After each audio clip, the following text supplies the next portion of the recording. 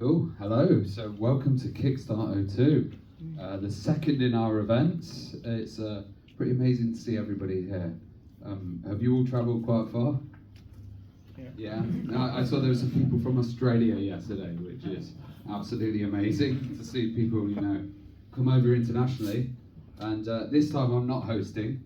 We have an international guest that you might recognise, John Boat of Carshaw, and he's from the Amigos podcast. And they've been running how many years? 9 years. 9 years, yeah. So every single, I think it's week. Every week. Yeah, you review an Amiga game. Yeah. And these guys do it in depth. They do like an hour-long conversation, totally go in depth with the game. They've got huge knowledge of it. And you were an Amiga virgin. That's when you right. Kind of started. Never touched one before the first episode. Yeah, and now you love them. I do. That's it.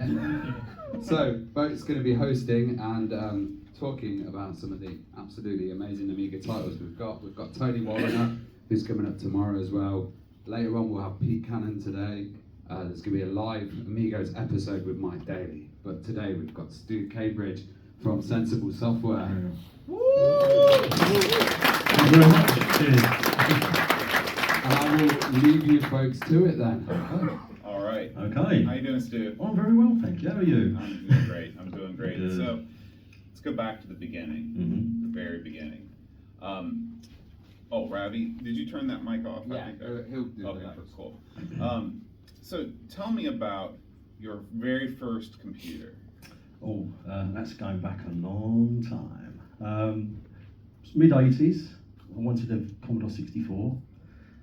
Ended up with the VIC-20 because my dad said to me well, it's a lot of money, so we'll see how it goes. So we got this VIC-20 and I absolutely loved it. 5K, 3.5K usable, and I thought, this is all right, Got a game on it called Abductor by Jeff Minter, and I thought, this is amazing. Looked into who Jeff Minter was, looked at some of the magazines, and I thought, somebody could make a living out of this. There's a few people making a living out of this. Maybe I could make a living out of this. And that was it, I was hooked. So I started programming on the VIC-20. Not very good, pretty rubbish really. Got into do some graphics, really got into it. So Christmas later, I wanted a Commodore 64 again, and the Commodore announced the 128. So although the VIC-20 was my first computer, it was really until I got the Commodore 128, which most of the time spent in 64 mode. I got really into it. I started learning 6502, did some sprites, did some backgrounds, and that was pretty much it. That was my path into wanting to be a game developer. So, yes. So you were a programmer before you became an artiste. I would say programmer loosely. I got some routines of like sprites running around and some scrolling and all that sort of stuff you do in like sort of machine code. But it was the graphics that really, really got me, because I'm an artist. That's what I did. I went to art school and always drawn and painted. But I had this decision to make. So do I go the programmer route, or do I go the graphics route? And the graphics gave you much more of an immediate result, rather than sitting there for hours and then programming and it crashes and it does this. What can we do with that? The graphics was an instant hit. I thought, I love it. So graphics is where I went, and I just really got into it. And I used to study the arcade machines at the day in the 80s and late 80s. I'd go down the arcades with my camcorder and borrow a camera and that, and we'd video the arcade machines, and I'd be such a nerd because I'd go up close to them like this, get them in focus and trying to get the actual images of the pixels to see whether I could replicate them on the Commodore or it just went from there really, and just wanted to try to create stuff that looked like the arcades, and that was the bug, and off I was. So what were some of the arcade games that really wowed you from an artistic perspective? Well, back then you're looking at machines like Galaxian, Space Invaders, Pac-Man, so the early ones is where I got drawn in, and Donkey Kong. But when you got the next generation where they had more colours, that's when I was like, these are really cool. Like you had like Sidearms, Nemesis, then later Salamander. Those machines, they really kind of ticked a few boxes for me, because I thought, I wonder if we could replicate that on a home computer. And So that was my mission, I suppose, without realising. I thought, right, I'm going to try and do this. Because back then everything was innovative, you know, you had innovation. Mm-hmm. So I thought, right, I'll try and do that. And started to build up a portfolio and did some 64 sprites and tried to make them look really good. I mean, there's a lot of games on the 64 that really had that arcade look. And I was just inspired by that sort of stuff. So yeah, so it was those early machines. Then later, you had all the Capcom stuff and the Konami stuff, and then you had the SNK stuff, which is really amazing. Oh, sure. Like Metal Slug. I mean, Metal Slug to me is like the pinnacle of really good pixel art. Mm-hmm. You know, and that's something that really inspired me. I mean, even to this day, I look at it and I think, yeah, those guys know what they're doing. And even when you look at the the subsequent versions of Metal Slug, you know, it's quality through and through, and you think the amount of work that gone into those. You know, I can really appreciate, being a pixel artist, I can really appreciate what goes into them, but it's all inspirational, you know. So Yeah. Now, lots of kids in the 80s went home and took out graph paper and started drawing pixel art pictures, but not all of them went on to have careers in the industry. So, what was it that you did that really that birthed the career side of things? that's a good question. I've got no idea. I think I was just lucky. Maybe I'm being modest, I don't know. I wanted to be a game developer, and before I got any gigs doing art for people, I actually knocked on doors. I come from East London, so I went around London with a portfolio. When I got my first Amiga, I built up a portfolio of work, and I went through knocking at doors at publishers all in London and just got the door shut. No, not interested. You know, so okay, you know. And it really was, you know, an uphill struggle to try and get into the industry. And it was only because a friend of mine had some games published, and he was doing a game on the Amiga, and he said, there's a guy I know who's looking for an artist, and he said, if you give him your portfolio disc, I'll put a word in for you. So that's what I did, and I got a couple of games with this company called Impressions, and that was it really. I was on my way to being a professional developer. I'd had a game published sort of before on the 64 called Battle Ball, but the publisher went under before it got published. But thankfully, I banked the cheque. So and that cheque paid towards my Amiga 1000, which then allowed me to create a portfolio of work and then get some work doing Amiga stuff. So yeah, that was my way in. Yeah. And since this is an Amiga show, we should probably talk about. Was the Amiga really a sea change for you personally in terms of your ability to be productive as an artist? Oh, definitely. I watched an episode of Micro Live when Fred Harris was demoing the A1000, and I was like absolutely blown away. You know, this machine came out, and you think this. I mean, I've said this before, but it felt like the future had arrived. You know, this machine had been transported from somewhere in the future, and it had landed there. And I thought, I really want one of those. And when I got one, and I got to have a go on D-Paint, just blown away, because what it did, it enabled you to be creative with no restrictions or no sense of restriction. You know, when you're doing stuff on the 8-bits, you've got restrictions every time you're doing something, whether it's colour restrictions, resolutions, you know, restrictions, everything. But with the Amiga, you had none of that. You know, obviously you had restrictions, but from an 8-bit machine to a 16-bit machine like the Amiga, you felt like you had the world in front of you. You could do whatever you wanted. So, you know, that's pretty much how I sort of saw it. Mm-hmm. And were you a D-Paint guy? Oh yeah, definitely. I used D-Paint 2 initially, went to D-Paint 3, and then I discovered a program called Brilliance, which was, I think that came out when D-Paint 4 had come out. And by then, D-Paint 4 was really good, but you needed a bit of a faster machine to run it because they put so much in it. And Brilliance was a lot quicker to use, so I switched to using Brilliance for all my pixel artwork then on. But D-Paint was pretty much the software that really got me sort of into a big way. You know, and it was a fantastic bit of software. Yeah. So how long after that did you start hooking up with the Sensible guys? Well, I mean, this is another strange turn of events. There used to be a weekly computer magazine that used to come out over here. I can't remember what it's called. And they used to have this, it was like a black and white thing, and it was every week or every 2 weeks it'd come out. And in the back, they would have adverts from game developers or publishers looking for people. And one week I looked at it, and they had Sensible Software was advertising for artists and programmers. Well, I built up a bit of a portfolio doing these budget games I'd worked on. and a few other personal projects I've done just for me in my own sort of time. And I thought, shall I send a disc in? You know, and I didn't. I thought, well, no, they won't want to take my work. It's sensible, you know. They're like rock stars. And this little voice in my head said, got nothing to lose. Do it. So I did. I put a portfolio together. Did it. I made it so it auto booted, so they just put it in and it just played a nice slideshow. And didn't expect to hear anything, to be honest. I thought that's it, you know. And lo and behold, I get a letter back saying, yeah, we'd like to invite you in for an interview. So okay, this is interesting. So I didn't drive at the time. So my dad drove me up to a place called March in Cambridgeshire. And bear in mind, I'm from Ilford in Essex. So we went on this quite long drive at the time, and went for this interview, and it went all right. You know, it was okay. They had about 10 people on this list that they was interviewing. So again, didn't think I'd get the job because, you know, sensible software. You know, they're like rock stars. And that was it. And then next thing I know, a couple of weeks later, I get a letter saying you got the job. What? Would you like to come up to have a chat about, you know, what you're going to be doing there? So I did. And they gave me this list, this short list. And on this list was all these names of people, which I still got somewhere, and I'll never show it to anybody. And it was me and one other guy, and there was like one or two points between us, and they'd scored it. So I was like that close to not getting that job.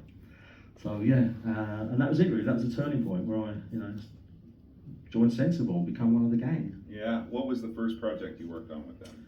Well, at the time, they were finishing Megalomania, and they were finishing WizKid. So when I went up there, I was basically invited to work on Cannon Fodder, which wasn't called Cannon Fodder then. It was just a game that was, you know, a game. I think they called it, and I think Mike's sitting up there, Lemmings with Guns was the code name. So yeah, he's laughing. That was the code name. That's what you said. We're going to call it Lemmings with Guns because they didn't have a name for it.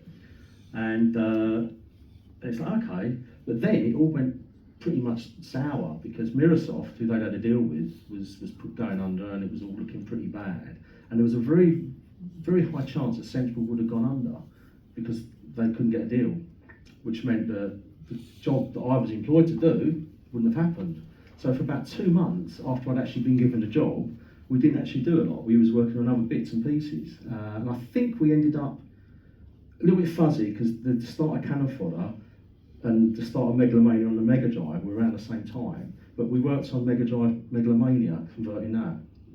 So although I was working on Cannon Fodder initially, I did then jump over to doing the Mega Drive version of Megalomania. So I'm glad you mentioned that because the Amiga and the Mega Drive, there were a lot of ports back and forth. In terms of the graphical capabilities of the Mega Drive versus the Amiga, did you have to do a lot of tweaks to make one work on the other? Yeah, I mean, just to let you know, I'm a huge fan of the Mega Drive. I absolutely love the machine as a player and as a developer.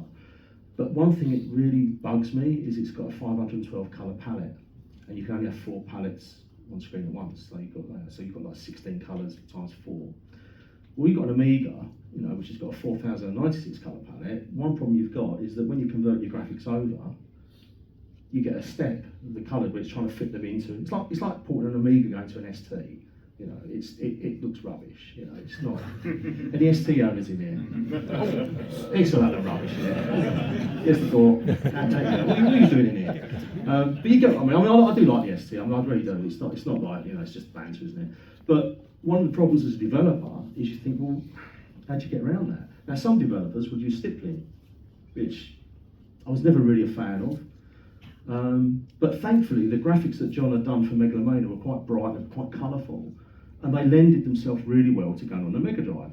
Now, one of the other problems with the Mega Drive was that it doesn't have bitmap graphics, it has character-based graphics tiles, so you haven't got a lot of memory. So we had to retake all the backgrounds and actually turn them into little maps, so like 8x8 characters, and recreate the backgrounds using tiles. So we did that, but it was brilliant. I actually loved working on it. You know, there's a lot of challenging involved in getting it to work on the Mega Drive, but you know, Jules and I, we worked really hard to do a good job on it, and I'm really proud of it. And yeah, so it was a challenge, and it wasn't a straight pull. You know, you couldn't just say take it and go, there you go.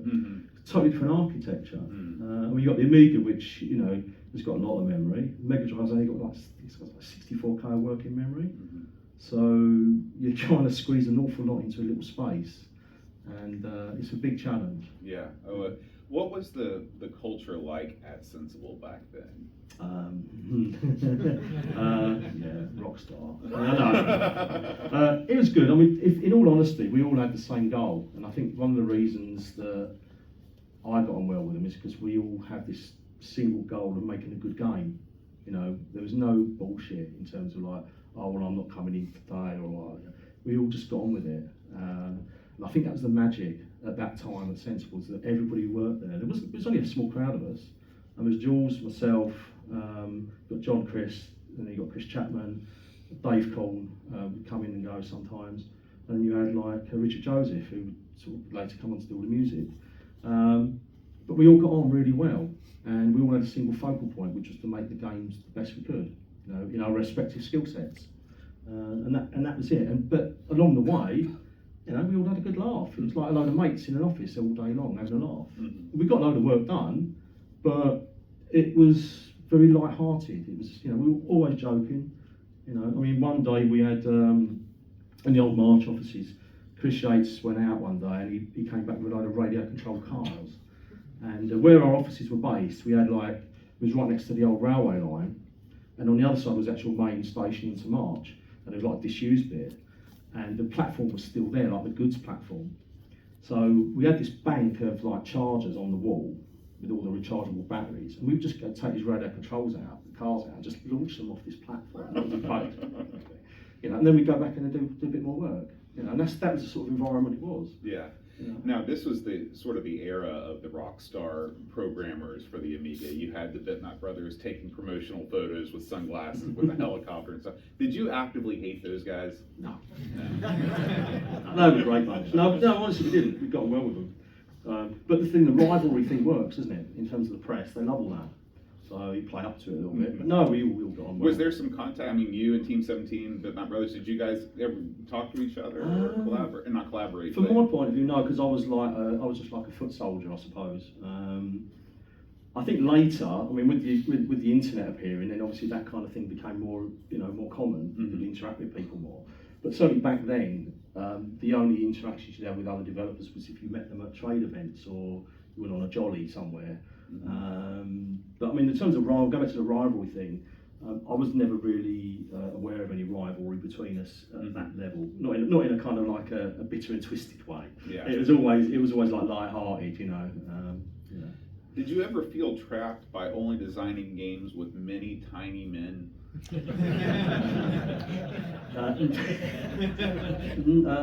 No. The thing is, it's an interesting point because I've said this before. We were known for these kind of games with these little sprites, and it became almost like an accidental kind of like image that we portrayed, because I didn't design the original games. I mean, John and Chris were the designers, and then we all chipped in design ideas as we went along. But we wanted to show as much as we could on screen. Well, with the Amiga's resolution, you can't do that unless you zoom out and make everything smaller, which is what we did. So, you know, Megalomania did it, Sensi Soccer did it, so we had to do it with cannon fodder. And it wasn't really because we'd created this image that Sensible do these little sprites. It's just that the game designers demanded that, you know, and that's pretty much it. You know, I'd like to say, oh yeah, we thought we'd come with this really good image, and you know, we'd be known for these little sprites, but it really wasn't like that. It really was down to the design. You know, the game design demanded that, so that's why we did it. You know. What were some Amiga games that you saw that just blew you away from a graphics perspective? I think the stuff from DMA, the early DMA stuff we're doing, like they did Menace, yeah, and all the other, and I like the bitmaps. Obviously, their stuff was good. Some of the stuff coming out of Germany was really good. I mean, Turrican was really cool. I think really, I mean, the Amiga. I mean, I think that the Amiga is, you get a good artist on a project and you can see it shine. So I think those games were the ones that really, I mean, the bitmaps were spot on. What about Lionheart? Yes, Yeah. Lionheart. Yeah, that was awesome. The copper effects they used on that was amazing. Yeah, they must have taken ages to work those colours out. Bless you. It must have ages to do the colours, right? Because you're doing the copper stick like that and working out the palettes. Yeah, amazing. Now, did you ever, it's Sensible, was the Amiga always the lead platform on games? Yeah, I think with us, we saw that the market was big enough to sustain, developing on the Amiga as a sole platform and then porting it to other machines afterwards. I mean, usually the publishers wanted it ported to other platforms, but the Amiga just enabled us to do good stuff. It was a fairly easy machine to work on. It had great hardware, well, it has great hardware, and the market was there. The market was there to sustain that kind of attitude towards development. You could create an Amiga game, and you knew that you would pay back your advance and make money on top of it. And that was pretty much it. So yeah, I mean the Amiga, yeah, definitely. And so, because I've talked to some developers before that they were almost forced to start on the ST because it was the lowest common denominator, and then they worked out from there. But that wasn't the case. No, with you guys. no. I think I would have jumped off a bridge if that happened. That's unforeseen. No, God, I love the STA. No, I mean, again, the market would allow us to do that with the Amiga. So I think if the Amiga wasn't as strong, then we would have had to gone down the ST route and then port to the Amiga, which is fine. But anyone who works that way would know that you're not really getting the best out of the Amiga because you're not using any of the custom chips, you're not doing anything, you're just porting a game that runs with a processor and a bitmap display. I'm pleased that we took that route because for me, as I said before, I'm a big fan of arcade games. So for me, the Amiga allowed me to create graphics that I would like to see in the arcades and try and replicate that style and that look. The ST wouldn't allow you to do that to the degree because it didn't have the palette. But the Amiga did. So for us, it was just like, let's push this machine as much as we can. I mean, a good example of that is in Cannon Fodder, when we was doing the sort of bit before you go onto a mission, you get the parallax section. I mean, Jules had never programmed the Amiga before. He'd come from the Nintendo 8-bit, so he'd never touched an Amiga. He'd used the ST, and I knew the hardware, because I've got a little bit of a programming background. I knew all the hardware in the Amiga. So as an artist, I think, well, we can do this and we can do that. And what about if we do this? And he knew, oh right, okay. And I designed this parallax. I think we'll have this parallax, the helicopter going across. We can have the parallax playfield. We can split the copper, do all the colours and all that sort of stuff. And he's going, what? And he had the reference manual. He's got the program. He's going, oh yeah. So we got that running, and that to me is like, yeah, that shows the Amiga at the time. I mean, obviously you can take that to the extreme and have loads of layers and palette switching and all that sort of stuff. But that to me is for me shows that the Amiga could do that without even breaking a sweat, and it can replicate that arcade look.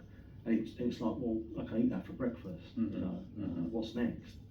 And that to me is that's what it was about. What were the development machines you used? Did you use big box Amigas in the office? Or? Yeah, I mean, before I started at Sensible, when I was dabbling, I used DevPack on the Amiga to do a lot of coding. And then when I started at Sensible, they used PDS, which is like a PC with a card in, and it would link to the Amiga through I think it was a parallel port or serial port. Well, I think it was a parallel port. And you just had a disk that sat in the drive. It would just sit there, it would be waiting for information to come down the parallel port. And then the PC would be compiled on the PC, and it would squirt the code down the cable and run it on the Amiga. So if the machine crashed, I mean, you could take, you wouldn't lose anything. It would just reset the machine and carry on. So what was the advantage? What part did the PC play in the equation? Basically, it allowed you to develop a lot quicker. Okay. And I mean, there were systems where you could actually have debugging information being played back in real time, so you could see like where is it going wrong. I mean, I never used it. I'm going to go by what I saw in the office. Right. But I mean, you'd see like, give an example. Chris Chapman, when he was developing Sensi Soccer, he would be doing lots of timings on the screen, and he would change the copper with the copper. He'd change the background. Then he'd have little post-it notes, and he'd put a post-it note on the screen with a little pen mark, so it match up with the line. And then if he changed the code and the line went up, he goes, right, that's faster, because he knows the machine's taking less time. It's a very analog. Yeah. And he did that. He had all these post-it notes on his screen. But then if that crashed, he could then go through without having to reload the machine, load up the code again. So it's a lot quicker to develop using that system. Yeah. Now, at what point could you sense the winds of change blowing and sort of seeing that as the Amiga was winding down, the PC was ramping up? Was there a specific moment where you realized this was happening? I think it was when the advent of, we heard about the PlayStation 1 coming out. We had a dev kit in the office. We got late to it. We wasn't very good at 3D. It was too late to it. But PC was basically becoming a games machine, and it was becoming more affordable, and that was it. And with the consoles as well, you've got the console coming in, so you've got PC there, and you've got these new generation of consoles appearing there with all this 3D stuff. The Amiga was like, well, what I can't cope with this, I can't deal, because I can't compete. And that's when you sort of think, actually, and with Commodore's troubles, you think, well, you know, the writing's on the wall. It's not going to last. This is going to go. And I was sad, because I loved the Amiga. I loved working on it. It was a fantastic machine to work on. Were you pretty clued in on the developments on the PC side, even though you were developing Amiga games, and were you keeping up with all the graphics, the 3D graphics and stuff like that? No, I mean, I got into 3D very late on PC, because we was going to work on a PlayStation game called Have a Nice Day, and that's for the PlayStation 1. And for that, I had to learn 3D, and I bought a PC to have at home, and I taught myself 3D Studio 4 to do all the graphics for it. But I didn't like it. I didn't enjoy it. It felt too clinical to me. I didn't like it at all. And so for me, I would rather stayed on the Amiga and the 2D stuff. So I never really did a lot of PC stuff. I did some PC stuff before I got to work with Sensible. So I did some conversion work on like CGA and some VGA stuff. But when I was at Sensible and subsequently afterwards, I didn't really do a lot of that sort of stuff. I kind of steered away from it. I moved more into consoles. So, yeah. How disappointed were you with AGA when that appeared as the next generation? Too little too late, I think. I love the AGA spec, but it's like, should have done it earlier, and they should have put a bit more into it, I think. The sprites in it were never, I don't think the sprites were expanded on the AGA, it was pretty much the same. It was a bit too little. You weren't really, there wasn't a lot of impetus to create AGA versions of games that They just didn't sell enough machines, really. I think that's the key. I mean, don't forget it's a business, so as a game developer, you're creating a product that's got to make money, you know, so you've got to cover your development costs and make a profit for you and the publisher. And for the publisher, they've got to spend money marketing it, so they've got to make money from that. And everyone down the chain, from the distributors, shops, retail, they've all got to make money off of this product. Now, the problem is, if you're selling a machine which has got like this amazing spec, but you've only sold 5, and there's like 5,000 normal Amigas there, and there's only 100 there, well, why would I waste my time selling to 100 people? Maybe like 50% of them might buy it, so that's like 50 sales. That's going to take me 3 or 4 months' work, when I could do that one over there, and I could make more money. Now, I'd love to have done some AGA versions of our games, I really would, because I love the fact of being able to do 256 colours and all the stuff that goes with it. But realistically, in the real world, unless you're a hobbyist and you just do it as a hobby in the spare time and you're not doing it commercially, it doesn't make sense. And that's the reason the AGA, in my mind, didn't get a lot of support. Because it just wasn't commercially worthwhile. It makes sense. It makes sense. Now, are there any Easter eggs that you've put into games that have yet to be found? Oh, yet to be found? Yeah. Well, tell us about some of the ones that you put in that have been found. Yeah, I mean, there's also, I don't know if you've seen the Virgin loading screen on Cannon Fodder. Yeah, that was me. No one knew about that. Really, they didn't know about that. And I was surprised that someone actually found it. If you don't know what I'm talking about, have a look on Google. But that's a joy of using a palette, because you can take the colours down and write things, then take it back to black, and nobody knows until like 20 years later. There's the end of the Cannon Fodder, which the hidden message on the end screen. That one, which we all put that in. We thought it was quite funny. But no, there wasn't really any others in there, I think. I mean, with Sensible Golf, I was going to put a flashing bloke in a rain rack who was going to jump out and go like that. And I did the sprite for it, but because the game was rushed and I had to get out, it never actually went in. But that was going to be kind of like an Easter egg. I'm glad you mentioned that. Let's talk a little bit about Sensible Golf. Okay. And I mean, what went wrong? Yeah, that's a good question. Well, at the time, I mean, Sensible was a changing company at the time. We'd had, I mean, I'm talking, you know, and I'm talking like from my perspective. We just finished Cannon Fodder. I'd worked on a Sega Mega Drive game for Sega's World Championship Soccer 2, which was a hush-hush project. Did that on the Mega Drive. They'd signed a deal, or they were trying to sign a deal with the Sex, Drugs and Rock and Roll game, which was this massive like point-and-click adventure, musical rock drama. And it was draining the resources of the company big time. You know, we was in his offices in Saffron Walden, and we had this whole wing that was over the car park, which when we moved there we didn't have, but they actually had to rent that office out to house all the artists they were taking on to do all this rendering and all the graphics for it. It was draining the money out of the company, like left, right and centre. So there was a lot of pressure to get that game into a state that they could actually get it working and make it sort of viable product to actually sell. And it wasn't going there. In the meantime, we were trying to start Cannon Fodder 2. Sensible Golf was starting at the same time. I didn't work on Cannon Fodder 2. They used most of my graphics and redid them in different colours and stuff. And then John put his own stuff into it, and took over. But I'd like to have worked on Cannon Fodder 2. I'd rather have done that. But I was working on Sensible Golf, and it was literally down to there was no one managing it, and it was too much going on. You know, we had Sensible World of Soccer being developed as well at the same time. There was another game which had been developed for Sensible Olympics, which was a SNES game. That was being developed.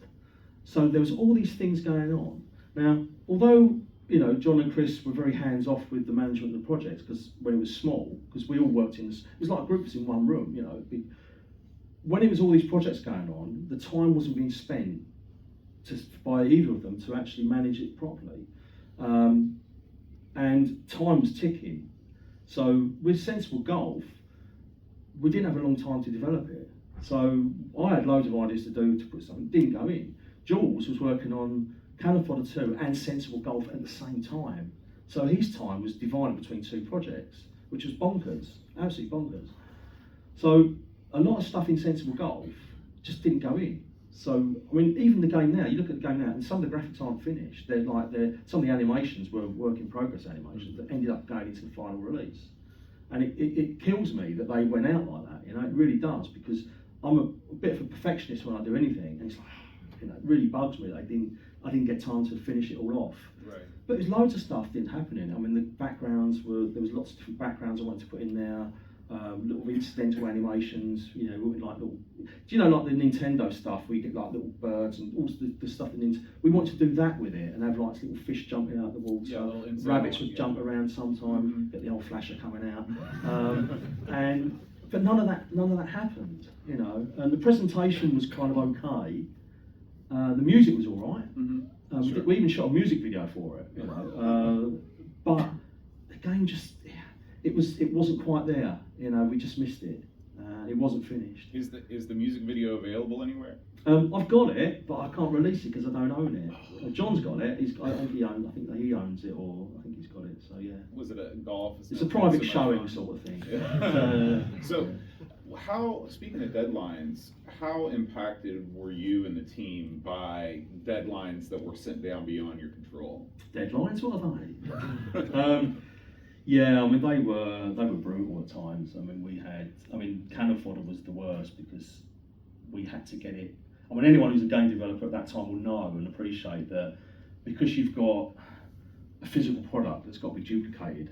So there's all this chain of a reaction that waiting to happen when you say there's the master, and you miss it, you miss Christmas. You miss Christmas, that's it. Budget's gone. You're finished. So you're always aware that you've got this deadline looming. And what I always couldn't work out is you'd send a demo disc to the publisher and they'd go, yeah, and it's all working. And they'd somehow manage to find this mega list of bugs and things that don't work. You think, hang on a minute, that was all right when we sent it. Where did all this lot appear from? But then you obviously got to go through and fix them all. Right. And so when we had the Christmas release for Cannon Fodder, it was crazy. I mean, the last few weeks of that, it's a bit of a blur to be honest, because we was putting all-nighters and then all-nighters on top of all-nighters, and I was doing. I mean, it's just crazy, and I don't advocate this at all, but I was doing Pro Plus tablets and I was taking energy drinks at the same time, and which was brutal, absolutely brutal. because I had so much to finish, and I remember crashing for like 2 days straight, just couldn't do nothing, just left the office, stupidly drove home. I only lived like a few miles away, and I just crashed, absolutely crashed out. I couldn't, because we had so much to do. And my thing is, whenever I work with anybody, I always like to make sure they've got everything they need so they don't bother me. So it's like, because I can't stand people saying, oh, have you got that finished yet? It's like, no. So I like to preempt that strike. So, no, I've got it, there you go, it's there, and that's there, that there, and that's there. And then I can get on with something else, and then that'll be ready for when they want it next. So when you've got all this list of bugs and things that need fixing, it becomes like a continuous treadmill of like, right, what's next? Right, okay, what's this? And then obviously things like the Royal British Legion happen, where the poppy, and it's like, and the words in the office that day, and the language that I was shouting was like, you can't imagine. I was like, oh, you're joking, and I remember doing that, and I had to run out and get a real poppy from up the road, and I went up the road, put it to the monitor and drew that one, and do it 3 times. But this is what it's like as a game developer. People think, oh, it's wonderful. It is, but then when it gets to the time you've got to finish the bloody thing, you've got to just go for it. Just go for it. And it is bloody hard work. Even today, I'm still doing the odd game here and there now, and it's hard work. It looks great, but what goes on behind the scenes is it's just boring and hard, and you've just got to keep going for it. So, do you think that most pixel artists came from your background where they had a sort of formal education, or do you think that a lot of pixel artists were just guys that enjoyed drawing pictures on graphics? I think it's a mixture, to be honest. I think you've got people who obviously went the art college route and got degrees, and then they want to go into art and that. My route was, having been in the industry for a while, you get to understand that there are a lot of artists who've got no technical idea whatsoever. And I didn't realise that, because I thought we was all geeks. I thought it was all geeks together, hey ho, but we're not. And so for me, I personally thought I had a little bit of an advantage over other people, because I had the technical knowledge, and I had machines worked, and I had the hardware worked, I could program a bit. So when I did graphics, I would make sure they were all like 16 by 16, or word aligned and whatever, and they'd be all nice, easy to put in. And then you'd hear from other programs saying, well, yeah, this is brilliant. He said, because the other guys who were working with, he was giving me graphics that are 21 pixels wide by 37, and I've had to cut them all out and lay them all out. So I think it's a mixture. I think there were a few people who did come in from an artistic background, formally. But for me, it was purely really down to that's what I want to do. And can I just say that before I'd made that decision, I was going into radio. I was going to broadcast radio. That's where I was heading. I went looking at the BBC. I was going to go and join that and do broadcast radio. That's where I wanted to go. And then I saw, bloody Jeff Minter in his bloody games, and I thought, right, okay, that's what I want to do instead. And I left all that behind. So if I hadn't done that, I probably would have gone down the radio route, and whatever that may have incurred later. Well, I asked because I've talked to people that there was a lot of fallout when you transitioned from sort of tracker-based video game music to Redbook audio, and suddenly their particular skill set wasn't valid anymore, or wasn't necessary. Yeah. Do you think that happened with a lot of pixel artists in the move to 3D? Do you think it cut a lot of people off? Yeah, we had a real, you could see anyone who was around that time, I think Mike sitting there will know what I'm talking about. There was this big push to drop 2D and pixel art. Pixel art's really crap, let's get rid of it. We want 3D. 3D's fantastic, yeah, let's do it. And also there's that other weird phrase when you had like the Sega Saturn had come out, and there was that kind of rendered 2D, which looked pants. It looked utter pants, and you think, oh, why? So you've got all these artists who can do really good pixel artwork, and they're doing 3D renders, and they render it to a 2D sprite. You think, why would you do that? Why not? So I hate that. That little period is it's about a year. It's rubbish. If you do it like that's what Donkey Kong Country is, though, yeah, right? But that's doing it properly. Right. That's doing it properly. Yeah.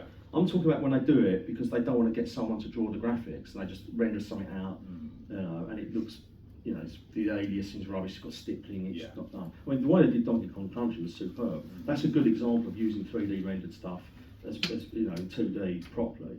But I'm talking about the other stuff where they just use it instead of an artist. They'll just decide to do it in 3D and just render those frames out, whack them in, and there you go. I think, and so what was your journey like after you left Sensible? Where did you move? Well, I saw that the writing was on the wall because there was people. I'd say they was employing a lot of artists, and I went downstairs to make a cup of coffee one day, and there was people in the office in the kitchen. I didn't even know who they were. I thought, oh, okay, who are you? You know, and that wasn't sensible because we was quite close. We all got on well, and we all had a laugh. So I thought, is it time for me to look for something else? And it was a very tough decision because you know you worked on some hit games. The press loved us. You know, loved all what we did. You know, I think we had some respect in the industry. People liked what we did. So I thought, well, I'm going to start my own development company. And I teamed up with a guy I was working with, and we kind of managed to get a deal with Telstar. And I left Sensible, but there was an overlap here where I was finishing my contracts with Sensible, and we were starting our own development company, which was Abstract Entertainment, and we'd signed a deal with Telstar to do a game called Joe Blow. And that originally was a 2D like puzzle game, and because we was desperate for the deal, they said to us, well, would you better do it as a 3D platform game? Now bear in mind, this is a 2D top-down game, and it's like and the idea was, it's a little, I don't know if you've seen the game Kick or Cubicle. Yeah. It was a little bit like that, Yeah. right? But it was like on the Amiga and PC. It was PC, 256 colour. It was going to be Amiga, I think it was doing AGA, and we were going to do 16 colour or 32 colour. And because we wanted the deal, we said, yeah, all right, we'll do that, you know. And they offered a load of money to us, yeah, all right, with that, because we was from Sensible, and they thought, okay. And that's what I did after. So so I branched off from there. We got offices in Braintree, and then we set up there. Mm-hmm. Yeah. Oh, that's fantastic. That's what I went on to. And you want to give a quick plug about your newest venture? Oh, my new venture. Fellow Kickstart attendees. Yes, well, a few. I met Tony. I mean, I've known Tony Warren, work for a long time, and we met at the ZAP event last year, and got on really well. So I worked with him on he's doing a game called Wormhole Dungeon, which is a nice little adventure game he's working on. I did some graphics for him on that, and then we were talking about doing a game, and so we thought, well, we'll do a game. So we're doing it on the Spectrum next. We're doing it also on the Amiga AGA, and then we're going to do PC stay on that. So it's just a little game we're starting on. But we are going to release some screens and videos soon on it. So okay. I won't talk too much about it until we do it, and then that way you'll see what we're doing. But yeah, it looks really cool. It's a nice little arcadey game we're doing. Exciting. A bit of an adventure element on it. And putting it on the Spectrum next, that's a great. Yeah. It's, so we've got a ready-made audience there, right. And again with the Amiga AGA, we're going to take it and do it on the AGA Amiga as well, because we've got to do that. Mm-hmm. And we're going to do a Dreamcast version as well. Really? For the hell of it, yeah. Wow. I know. Tony loves the Dreamcast, Oh, so we said, we'll do that on now. All right, well, we got about 10 minutes left. You want to do a little Q&A? Yeah. All right, if you've got a question for Stu, let me just have a little swig first. Raise your hand and we'll bring the mic back to you here. Anybody got a question for Stu? All right. Oh, perfect. Hi Stu. Hello. I've heard you talk before about your obsession with anti-aliasing, Yes. which of course was essentially a completely manual process back in the day. So for the benefit of perhaps those people that haven't heard you talk about that, I find it fascinating, hopefully they will too. Yeah, what you want to talk about, the process, or? Well, how you went about it and what, what the benefits were, I suppose, in the graphics, perhaps for those people who didn't really think about it at the time. They would have seen your graphics. I'm sure they would have been amazed by them, but perhaps wouldn't have necessarily appreciated what set them apart from less well finished graphics. It all stems really from me trying to create a look that almost emulated what you'd see in the arcades, because the arcades had more colours, high resolutions. And I started it on the 64, and basically it's the process of making it look like there's more colours than there actually are, and smoothing off the edges. And the way you do that, say you had like a white pixel and a black pixel, and you put the white pixel there and you drew a line like that, and then you drew the line, say, like that, you'd see like white, and then it'll be black either side. Now if you did the in-between, so it's not going by like that, it's more like 2 down and 2 down and 2 down, you're going to get a jagged line. So what you do is you kind of put a halfway house pixel between, which is like a grey, and that kind of smooths it off. Now, the amount of intensity you put on that grey can determine whether it looks like a thick line or a thin line. So the fatter that you do the aliasing, the fatter the line becomes. And that's pretty much it. Now the thing is, when you've got a 16 colour palette like you have with the Amiga, for most games, which is only really down to speed, because you can go to like 32 colour, but you've got an extra bit plane of information to chuck about, and it obviously takes its toll on the machine. So most games were 16 colour. So part of the process was to try and get a decent enough palette so you can alias the graphics by doing all the smooth bits, but also retain enough variation in the colours at the same time. Now, one of my bugbears is when you see artists who didn't bother, and everything was all blocky. And it's like, well, that to me isn't pixel art. Pixel art is doing like this stuff you see in Metal Slug, where it's all smooth, and if you did want it all jerky, that's intentional because you want to show a sharp edge. So if you've got like a sword and you want to go like that, and you want that sword edge to be sharp, you wouldn't alias it at all. You have it nice and crisp, but you'd alias the back because it might be a swoosh or something. Yeah. So the whole process is something I started on the 64 when I used to dabble on the 64, and then when I got onto the Amiga, I kind of thought, yeah, I can really go to town here, and I can really sort of make it look nice and smooth. And even if you look at some of the, like I did the box cover for Turbo Tomato, and I did the loading screen for that, which is brilliant, lovely little game, right? Nice game that. And I've done it on that as well. It's a 32 colour screen, but if you look around the edges, it's all aliased. You know, it's all hand drawn. There's no like, oh, let's do the alias button. Every pixel's hand drawn.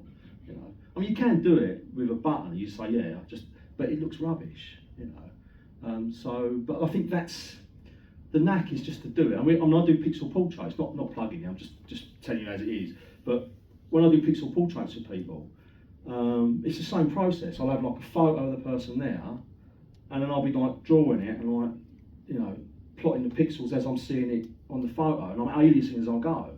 Now, I don't know how I do it. It's just years of experience of drawing stuff.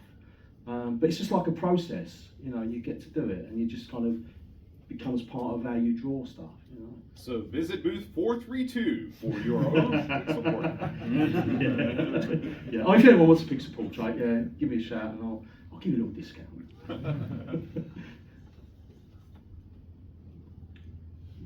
Hiya. Hello. Yeah, just so I worked back in J2ME games back in the day, and I know some of the sensible stuff got ported to that. Did you ever have anything to do with that? Did you play them, and what did you think about it? Are you talking about the old mobile stuff? Yeah, we did Cannon Fodder, Sensitive, and there was a rugby game. Do you remember the rugby? Did you Not off the top rugby of my game? head, no. No, yeah. Well, what happened was John Hare and Mike Montgomery from Bitmaps, they set up a company called Tower Studios originally, and because I'm mates with John, he said, "Oh, do you fancy doing some of the graphics?" And I said, "Yeah, all right." So we actually I worked on the Cannon Fodder version of that and did Sensi Soccer on it. That was really restrictive. That was like, you know, but yeah, I did work on that. Yeah, I did that, and we had like about that much space to put that much graphics in. So yeah, mental. Right up here in the front. First row. Thank you. Cannon Fodder theme tune. Oh right, yes. Was you aware of it as it was being made, or did you just hear it for the first time when it was finished? Oh, I don't recall the exact moment I heard it, because we had builds coming and going all the time. But I do seem to remember that there was a version of it that was played, and then it got the finished version later. So, but it was like, this is mad. This is like, you know, not heard anything like it before. Did you think you'd get into trouble for it? So I didn't do anything. I had nothing to do with it. But I mean, I don't know. I mean, I don't think so. No, I think it was. What was your reaction? Blown away by it, really. I think it was just, I couldn't believe that they'd actually managed to get that out of an Amiga. Because most Amiga stuff at the time was just instruments. In fact, they got the singing in there, John's singing, and I mean Richard Joseph, who's no longer with us, but Richard Joseph did a fantastic job arranging that on the Amiga and getting that to play. Absolutely incredible. Thank you. Yeah.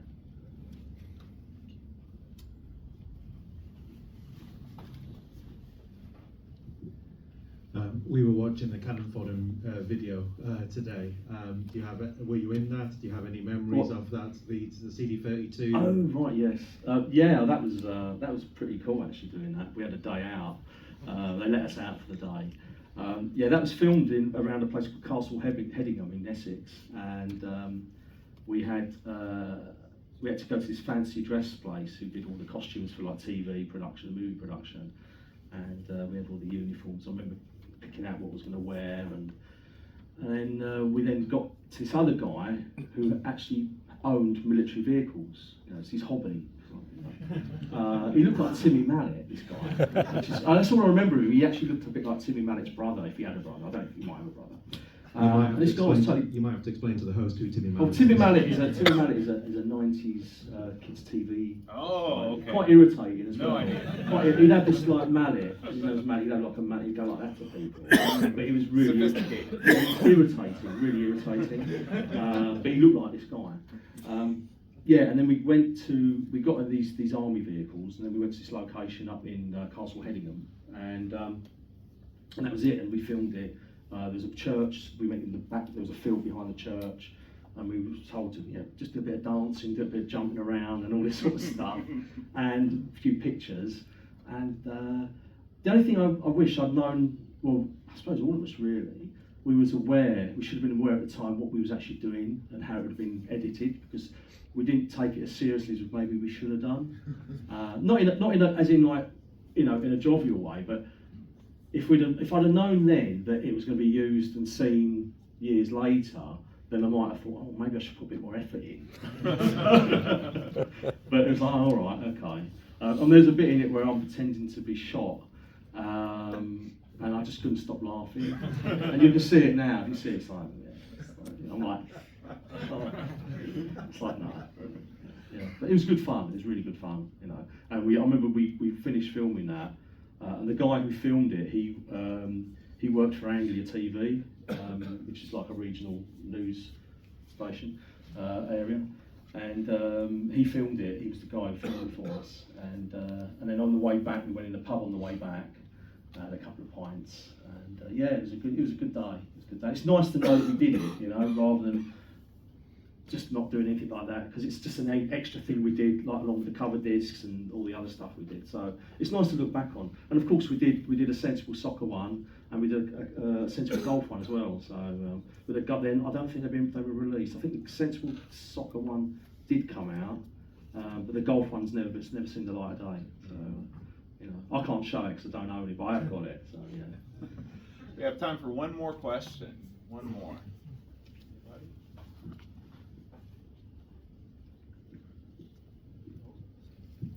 Hi. Hello. One thing that's always intrigued me, and there's a few of us in the room, I would imagine, you know, Monday morning we go to work, oh, what did you get at the car boot yesterday? Oh, I got can fodder, you know, I got fodder war. How much money was in the industry? You know, when you say rock star, did the developers and the company owners earn a lot of money? Did certain people deprive you of a lot of money because what they did? You know, did that kill it in the end? Or you know, what sort of aspects? That's a good question. I mean, there were sharks in the industry, and anyone who works in the industry will know that there are sharks who will just basically take the mickey out of you and just like rip you off left, right, and centre. Thankfully, I didn't experience many of them people in the early days. I mean, it's sensible the way it worked. We negotiated contracts, we negotiated a royalty rate, and that was it. And you got an advance to cover your costs for development, and then you know, which is an incentive to basically get off your backside and get the work done. And then you would get a royalty once it come out, and every 3 months you get a royalty check. So it's down to the individual. If you want to negotiate hard, you could negotiate to get royalties, you know, high royalty rate. But there was money, yeah, there was definitely money, and it was a great time because games sold, you know. And all right, there was piracy, you know, and that did affect the industry. And anyone who says it didn't is a liar. It did affect the industry, but we did make money, yeah. And it was, I mean, I didn't make as much as the programmers because artists back then didn't earn as much as programmers, you know. But then the work that a programmer does, you know, is a lot more back then than what an artist would do. So rightly so, they would get a bigger slice of the pie. But having said that, I mean, the royalty checks that were coming in were just phenomenal, you know, for some of them. I mean, like Chris who did Sensi Sock, he made a good wad out of that. You know, and I made a decent amount from Cannon Fodder, you know. It was good, you know, it was nice. And the thing is, it was nice because it kind of encouraged you to work hard. because you knew once you've got that first hit out of the way, you think, this is really good, this has worked. You know, I've worked my backside off for this project, pulling all-nighters near the end, and you know, almost killing myself. I mean, it's a stupid thing to do, really, to go without sleep and just continue working. But when you're young, you can kind of get away with it. Couldn't do it now. But when you do the next one, you think, right, okay, that was good, I'll do this again, you know. And you know that you can, if you get hit on your hand, all that work is going to be worth it. You know? But then back then you had like different layers of middlemen. You know, you got distributors, you got your retailers, publisher. So they're all taking their cut. So you end up with, you think that the retail price is like $24.99 or $19.99 or whatever. You know, the developer gets like that much of that much pie. And you think, and from that much, you're going to pay the artist, the programmer, and the company's going to take their cut. So you think, well, from that 20 quid, oh, hang on, that's not much. So, but the volume was enough to make it worthwhile, you know. So. And I mean, you've still got your Lambo, so. Yeah. All right, guys, let's give it up for Stu Cambridge. Oh, thank you.